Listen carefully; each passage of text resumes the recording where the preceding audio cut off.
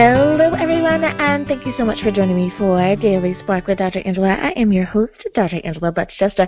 You guys know what I like to do on the show. Say it with me. I want to enlighten, inspire, and empower you to become your best self. Now, Scripture reminds us that the tongue is a small thing that makes grand speeches, but a tiny spark can set a great forest on fire. And today, that's what we want to do with you. We want to get you fired up about my guest. I will be speaking with pastor and author Anthony Page today about his book, Silence of the Lad, Why Men Stop Talking. So go on, get comfy, get cozy, get your coffee or get your tea, because we are about to get started. Hello, Pastor. Thank you so much for joining me here on Daily Spark with Dr. Angela. Dr. Angela, it's my pleasure. Absolutely. Now, before we get started, as is tradition around here, we always give our guests an opportunity to introduce themselves to perhaps those few folks out there that are unfamiliar with you as an author. So can you tell us a little bit about yourself? What makes you you? Well, Dr. Angela, I'm a pretty simple guy. I'm a native Washingtonian, born to a mother and a father, of course. My father was military. My mother was government employee and was raised in Washington until I moved to the Midwest to go to college.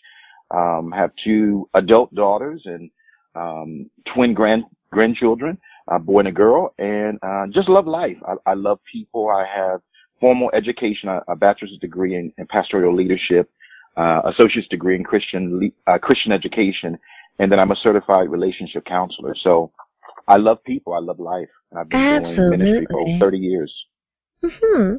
Now, being an author, is that something that you've always wanted to do as well, or did you find that life presented the opportunity?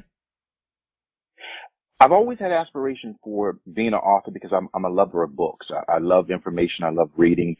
And when the opportunity presented itself, I jumped at it. And I'm glad I did, because it gives me an opportunity to share my voice in writing. And my legacy will be here when I'm gone in my books. Mm-hmm. Now, the title of your book, Silence of the Lad, Why Men Stop Talking. Why was that the appropriate title for this work?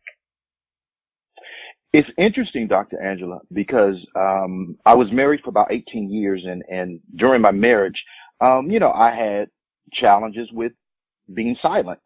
And I love the movie Silence of the Lamb. And one day, it was like an epiphany. It hit me, Silence of the Lad. I think I was reading a biblical story about Jacob and just his silence. And it hit me, and I thought, that's a great title. But again, it chronicles why we as men have a tendency to be silent in our relationships, in our communities, and even with ourselves. And so that's how the title was birthed. One of the questions that I ask all of the authors that I have on is about the ideal reader, and I ask it this way: is the book appropriate for someone as young as high school, or perhaps is college age and older a little bit better? Actually, it's a book. I think high schoolers will benefit from it because it gives you some guidance as it relates to silence, particularly for men, why we're silent, how it occurs. It makes us aware. So high schoolers definitely could benefit from the book, but college students and above as well. Many times an author will help the reader understand the proper way to go along on this journey that they present to us. So should we read the book from cover to cover, simply meaning page after page?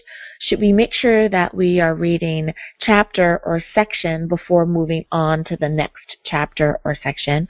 Or is it more like a devotional where we should read 2 or 3 pages, perhaps put it down, let that soak in before moving on? Or is it kind of up to the reader? They can kind of just pick up the book and start anywhere. Well, what I will tell you from the individuals and the reviews that I've received thus far on the book, Many have, some have read right through it, some have read chapter, ended at the chapter, because I do have questions for reflection at the end of each chapter. And it gives the person an opportunity to reflect on the information shared, then meditate. And those questions are asking you personally, what did you take from this particular chapter? How have you viewed yourself? Is there an area that you've gone silent in your relationship, so forth and so on? And so again, it depends on the reader.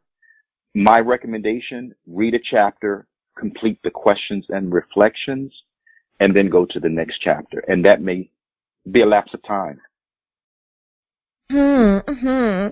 Now, you included questions, and I want to make sure that our listeners understand the value or the importance of the questions. I want to give you a little bit more time there. Why was it important to have that those moments of reflection? Why not just make it a traditional book where you just read from first page to last page? Well, several reasons. My formal training as a trainer, a facilitator, background in human resources, been pastoring for 6 years. Information is wonderful, with the exception of if there's no application. And what questions and reflection allows us to do is take what the information that we've gathered and now reflect on it and apply it. Again, because information is wonderful, but information has no benefit if there's not application. And so that's why at the end of each chapter, we did the questions for reflection, because it gives you an opportunity to take what was shared and now apply it to yourself. Now, the word silence, I think that when most people hear that word, they assume that you are talking about sitting quietly, or, there's no sound, there's no noise in your immediate space. But for others, silence could mean that something has happened, where noise is happiness, silence is a negative. What do you mean by silence when you talk about it in your book? I want to make sure we're all on the same page. Absolutely. So one of the things, and I thought it important too, to even define silence in the book. And so we talk about silence when there is absence of noise, but silence, and I begin to dig into it a little deeper, also involves when there is no engagement, there is no involvement, when you are not present in your relationship, you're not present in your community or your society as a man. And so when we talk about silence, it's not just the absence of noise, but it's the absence of your presence. Not your physical presence, but your emotional presence, your thought presence. And that is seen through engagement.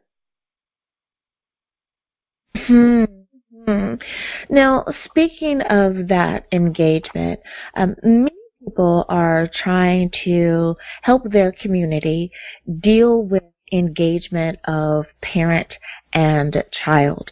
Does your book touch on how a man's silence may impact the relationship that he has with his children as well? Absolutely. We have a chapter on fathers and mentors. And I explained the significance of a father. And again, I think this, in the community that we currently live in, fathers have become a non-entity. Unfortunately, there's been some devaluing, and I systemically think that has to do with our silence. But in fathers and mentors, I deal with, that father is the one who shapes us as individuals. Shapes and identifies us, even from a biblical perspective. The father was the one who named the child ideally, giving that child their character, their nature. And so when you don't have that, there is a void. And so then you have us without fathers seeking who we are. And we seek it through gangs. We seek it through relationships. We seek it through drugs. We seek it through a gamut of other areas, because you haven't had that father to name you. Mentors are those people who come and walk alongside you and are committed and willing to do life with you, to grow with you, to stretch you, to help you become your best self. And so, and again, yes, to your question, we do absolutely cover the importance of men in their children's lives.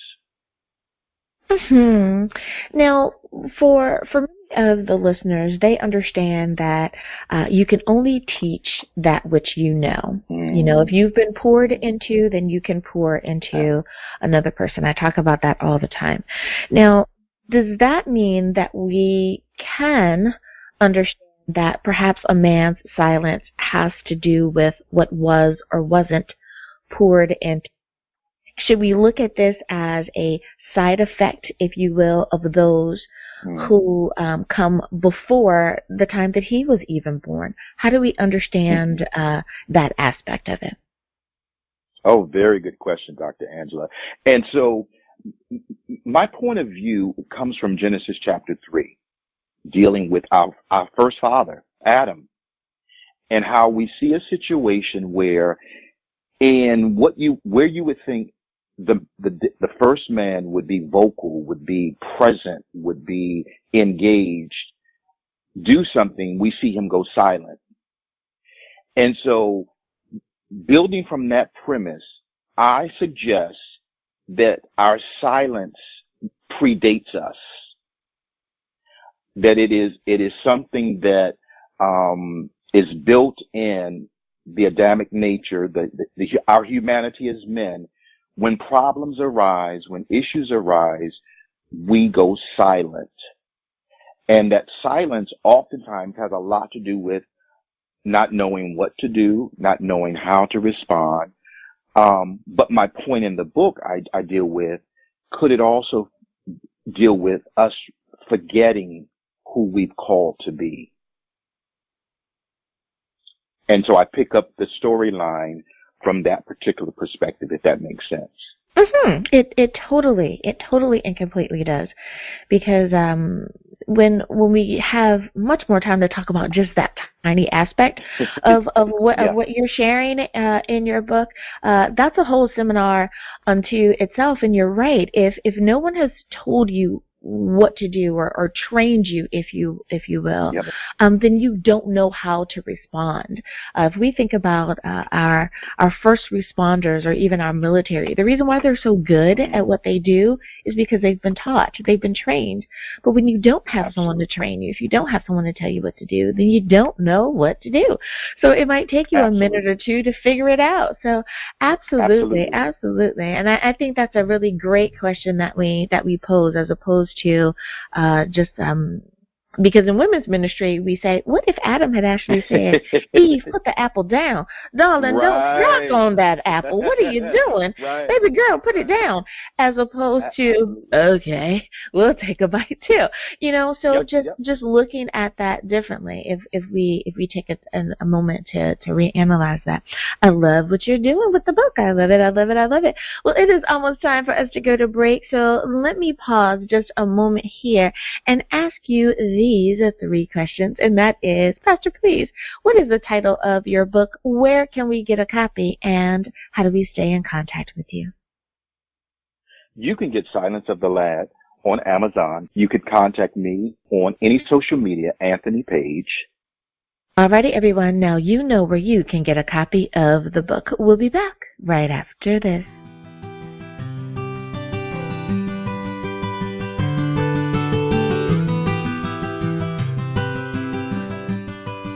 And we are back. Thank you so much for joining me for Daily Spark with Dr. Angela. I'm your host, Dr. Angela Budge-Chester. My guest today is pastor and author Anthony Page, and we're talking about his book, Silence of the Lad, Why Men Stop Talking. Now, Pastor, we were just talking about the first couple, if you will, Adam and Eve. I'm going to ask you then, kind of stay along that same vein of, how does a man's silence impact the relationship that he has with the women that are in his life, perhaps a girlfriend, and we pray that that girlfriend turns into a wife. So they may notice some patterns, right? And as women, we will say, why? Well, he's quiet, or he doesn't talk very much. Mm-hmm. How should we understand that, or how do you tackle that in the book? Another great question, Dr. Angela. And I will share with you one of the things that I purposely did. I interviewed 10 women and 10 men to get perspectives on the power of the male voice in their lives, their formative years and their adult lives. And one of the things that the women began to share with me in asking them about the male voice in their lives, father, husband, boyfriend, was they often misunderstood his silence. And they viewed his silence as rejection from them, not loving them. Why, when they would ask him what was wrong or was everything okay, he would either respond in a grunt or shake his head or say, I'm fine. And what I aim at helping women to understand is that we as men, we communicate differently. The first thing that's important for us as men, in relationships specifically, we have to feel safe. Now, you don't hear men talk a lot about safety, specifically emotional safety.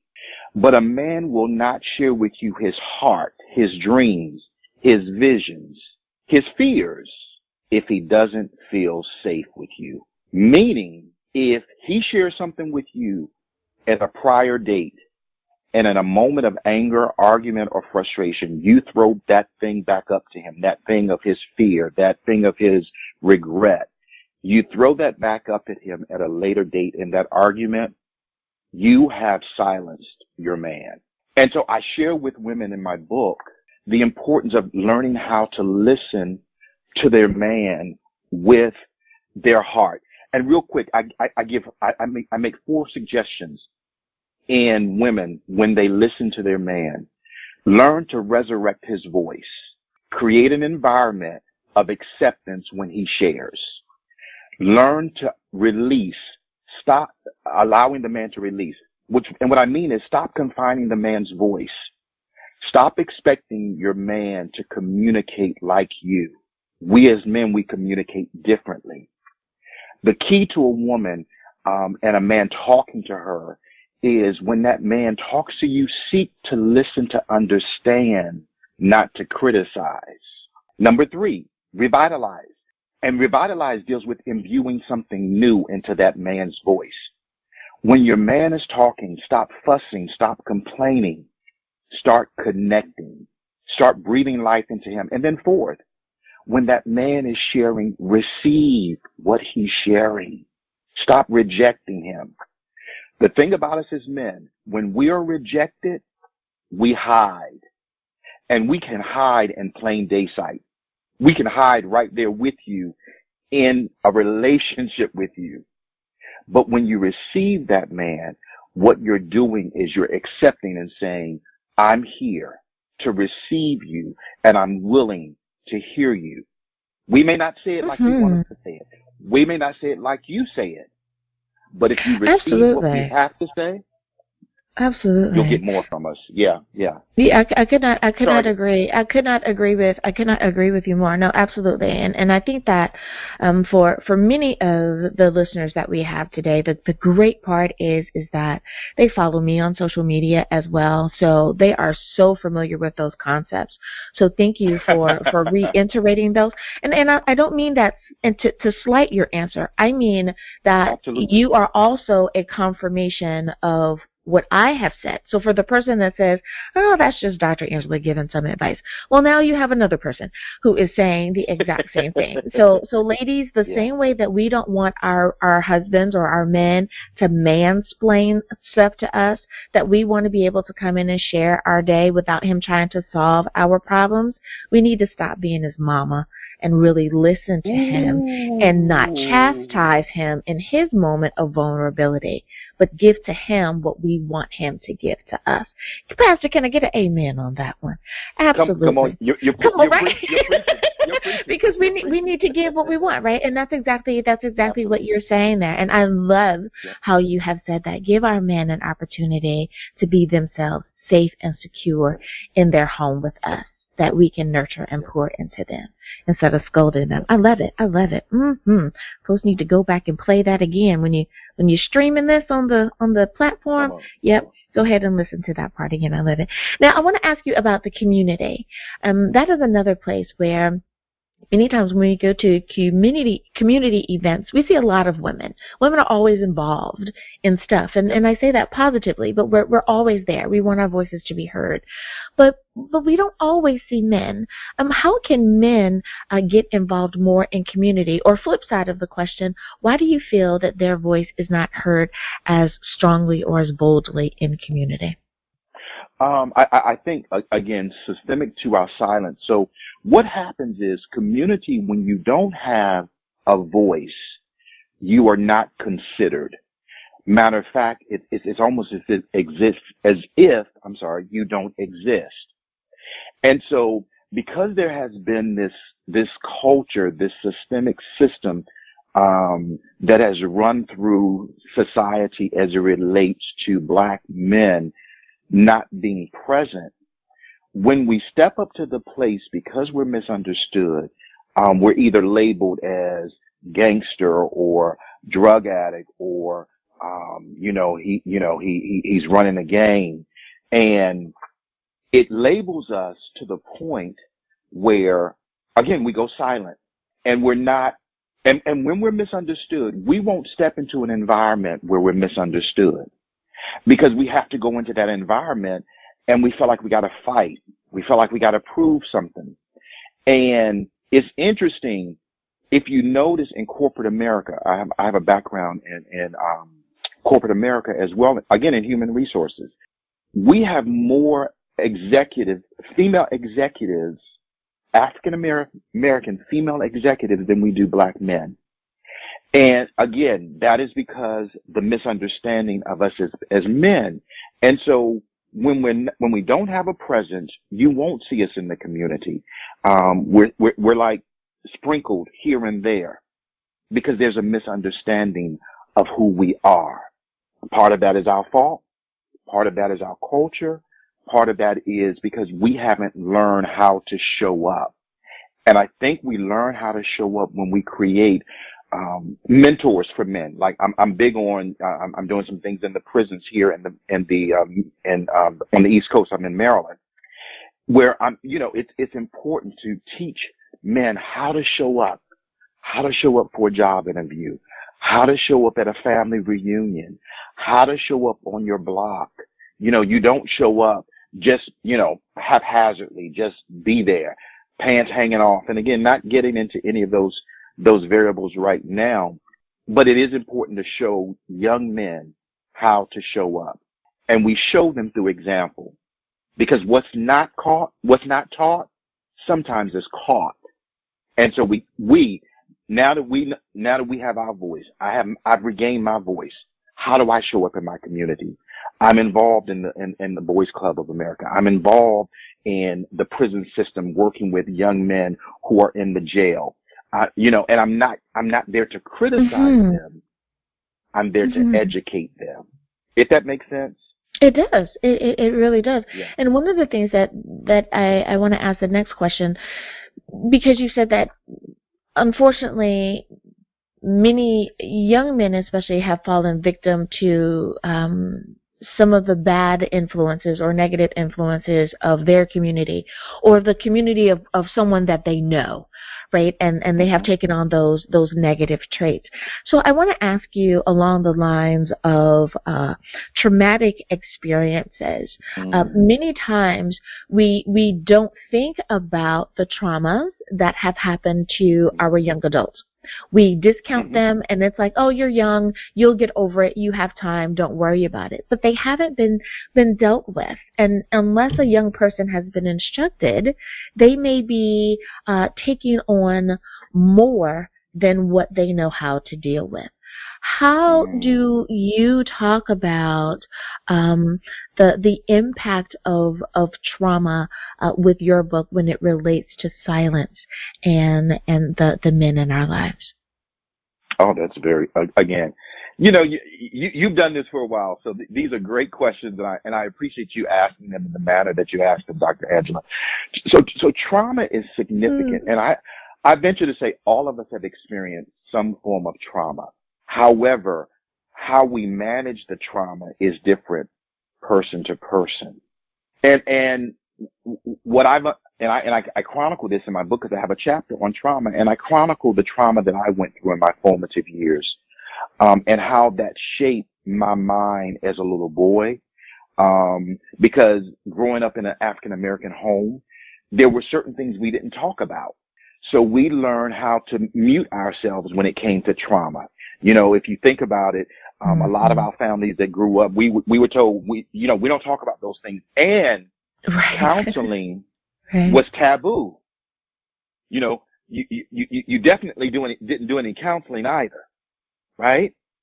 And so what I deal with in the book is when there's trauma, counseling is important.